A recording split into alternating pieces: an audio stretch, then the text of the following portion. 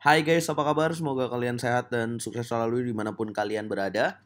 Teman-teman dari Champion Showdown Chess 9LX 2022 dini hari tadi di Saint Louis, Amerika Serikat, di mana ini merupakan pertandingan catur Fischer Random 960 dan dengan sistem waktu 20 menit dengan bonus waktu 5 detik setiap melangkahnya. Buat kalian yang masih bingung Fischer Random itu gimana?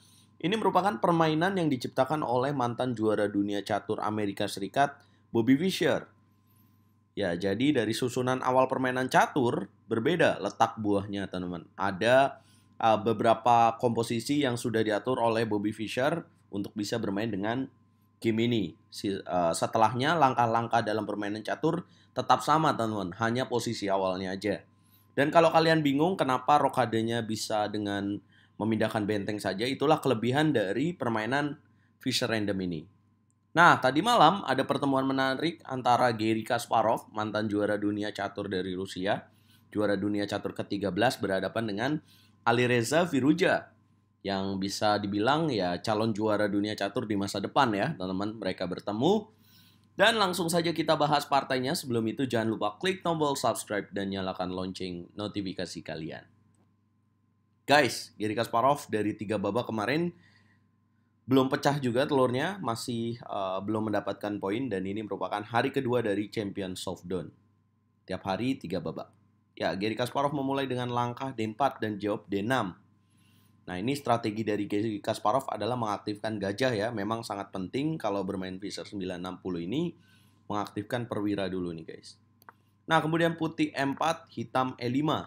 Dan kemudian putih memakan pion, pion memakan pion, dan putih kuda G3. Nah, ini dengan kuda G3, maka Kasparov bisa melakukan rokade guys, dengan memindahkan benteng ke petak F1. Jadi bentengnya aja yang pindah. Jadi rokadenya tetap sama, cuman caranya spesial. Bahkan dia bisa melakukan rokade panjang dari petak G1 ini, tapi dengan memindahkan gajahnya dulu nih. Jadi di setup nanti bisa guys. Nah, itu adalah kelebihan dari Fischer Random. Jadi kalian tahu nih kalau catur itu nggak cuman dengan yang biasa kalian saksikan, tapi juga ada catur yang kayak gini guys. Nah, setelah kuda G3, hitam memainkan kuda E6, putih melakukan rokade pendek, dan kemudian dijawab juga dengan rokade pendek. Nah, kemudian putih kuda D2, hitam kuda C6, putih C3. Idenya adalah mencegah kuda untuk menempatkan di petak D4 dan juga ingin setup gajah ke petak B3. Alireza Firuza kemudian gajah ke petak G5, putih kuda C4, menukar gajah, dan gajah menukar gajah, menteri makan gajah, dan hitam kuda F4. Langsung mencari petak kosong di petak D3 untuk melakukan garpuan, menteri, dan benteng. Garry Kasparov jelas tahu itu dan dia menjawab dengan langkah menarik, yaitu kuda ke petak H5. Diancam bukannya dijagain ya petaknya, tapi balas mengancam. Apa idenya? Jadi kalau misalkan hitam di sini kuda ke petak D3, maka Garry Kasparov akan memainkan langkah menteri ke petak G5. Boom! Nah, benteng mah nggak masalah ya, tapi yang dicari oleh Garry Kasparov adalah rajanya Alireza Firuza. Jelas ada ancaman checkmate di sini. Jika Alireza menjawab dengan langkah G6, maka putih akan setup benteng E3. Dan jelas benteng akan berpindah ke petak G3 atau H3 dan ini berbahaya. Ya, sebagai contoh, jika kudanya kembali mundur ke petak C5, maka akan ada menteri ke petak H6. Yang kalau dimakan kudanya, maka akan ada benteng G3. Boom! Harus ditutup dan gajah makan gajah. Jelas ini hitam akan kalah. So, tapi Alireza jelas tidak terpancing dengan garpuan kuda di petak D3. Jelas dalam permainan world class chess player, nggak ada yang begitu mudah ya dengan mendapatkan garpuan begitu aja. Apa yang dilakukan Alireza? Alireza balas mengancam dengan gajah E6, mengancam kuda di petak C4. Kemudian Garry Kasparov, kuda memukul pion E5. Boom! Ini menarik untuk dikalkulasikan guys. Coba kalian kalkulasikan apa langkah terbaik untuk pemain hitam dalam posisi ini menurut kalian. Congratulations kalau kalian memiliki kalkulasi mendalam seperti yang Alireza lakukan. Dia kuda memukul kuda H5. Kemudian jelas kuda memukul kuda C6 dilakukan Garry Kasparov. Dan menariknya di sini Alireza balas mengancam benteng dengan gajah C4. Ini agak rumit memang. Tapi dia cerdik sekali dengan langsung mengancam karena nanti juga akan tercipta ancaman perwira ya. Nah, jadi di sini kalau misalkan gajah makan kuda H5 atau gajah E2, coba kalau gajah E2 jelas ini blunder karena akan kalah 1 perwira. Karena di sini kudanya dalam posisi terancam. Nah, sedangkan kalau gajah memukul kuda H5, maka yang dilakukan oleh Alireza adalah gajah memukul benteng terlebih dahulu.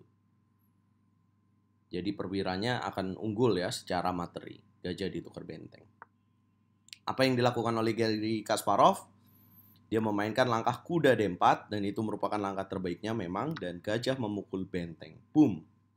Jadi kesalahan dari Garry Kasparov tadi ya melakukan kombinasi kuda memukul pion E5. Garry Kasparov raja memukul gajah dan hitam kuda F6.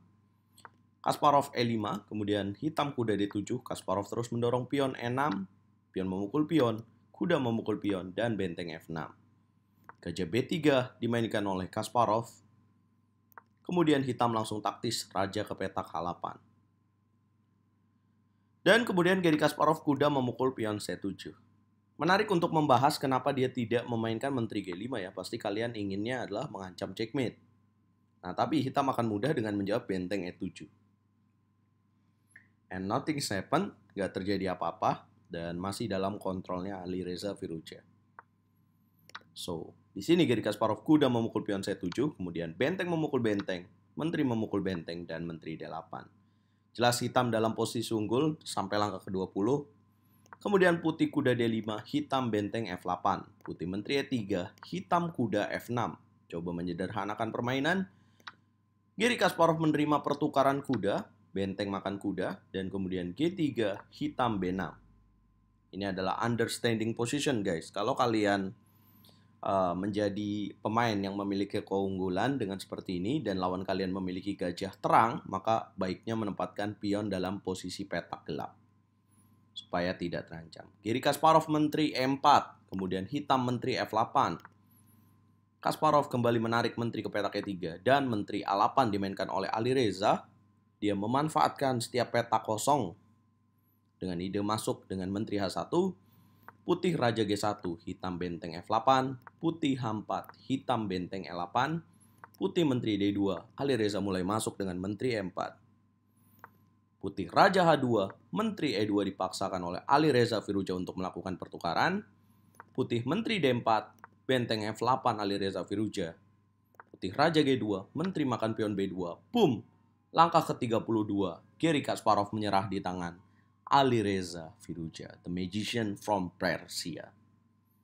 Inilah yang terjadi. Memang kalau dilanjutkan juga cukup sulit, teman-teman. Sebagai contoh, jika gajah D5, karena di sini ada tekanan pada pion F2 oleh benteng dan menteri, maka akan ada lanjutan menteri ke petak A3. Jika gajah ke petak F3, maka akan ada, menteri akan dimakan pion A2. Jika gajah atau dorong pion H5 dengan tujuan H6, maka akan ada pemaksaan dengan menteri C5, pemaksaan tukar menteri guys. Nah kalau dimakan, apa bisa menang pemain hitam? Ya jelas bisa menang ya teman-teman. Apabila F4 akan dilanjutkan dengan benteng F5. Apabila gajah F3, maka pelan-pelan ya akan benteng F6. Karena ini pion pecah juga guys. Jadi ada momen di saat putih coba gajah D5, maka akan ada benteng D6. Ini memaksakan apabila gajah B3, maka akan ada benteng D3, C4. Dan ya udah rajanya akan membantu dan ini setup kemenangannya untuk masuk seperti ini. Ya tapi ada momennya ya guys, dan ini kalau diteruskan akan panjang. Yang pasti dengan benteng melawan gajah jelas akan menang bagi Alireza Firouzja. Nah sampai babak ke-6 tadi malam yang memimpin adalah Shahryar Mamediyarov. Nah menarik untuk menunggu kiprah dari Wesley So karena juara dunia dari catur jenis Swiss Random ini adalah Wesley So. Nah, teman-teman, apa komentar Anda? Kita ngobrol di sana. Jangan lupa like, share, komen, dan subscribe, teman-teman.